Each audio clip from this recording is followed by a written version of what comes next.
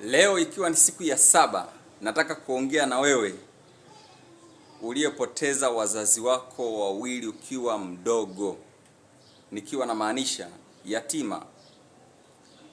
Kuna wakati unapitia katika vipindi vigumu kwa sababu huna msaada wa baba wala wa mama, na inapelekea mpaka kufanya vitu ambavyo ni hatari kwenye maisha yako. Mimi nikushauri, amini katika Mungu, atakuvusha pamoja na hali yako hiyo hiyo. Kuna watu ambao watakuvusha, wataplay part kama baba, wataplay part kama mama, watacheza katika nafasi za wazazi wako na watakufikisha mbali. Amini, una uwezo katika Mungu. Mwizi! Mwizi!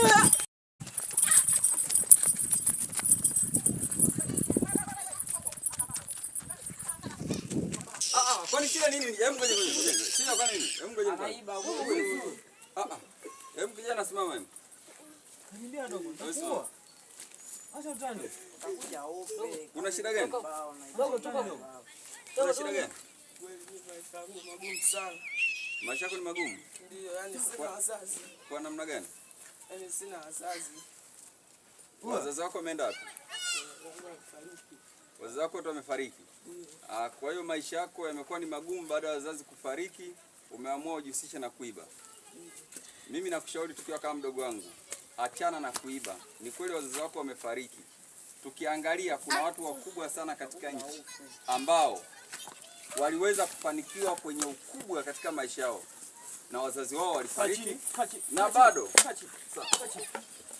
na bado waliweza kufanikiwa sana. Uwezo ulionao ni mkubwa.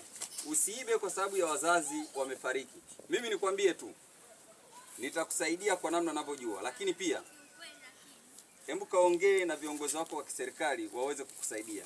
Ikishindikana, nenda hata kwa viongozi wa dini. Ukienda kwa viongozi wa dini watakusaidia na utafanikiwa kwenye ndoto yako. Achana na wizi. Sawa? Ehe.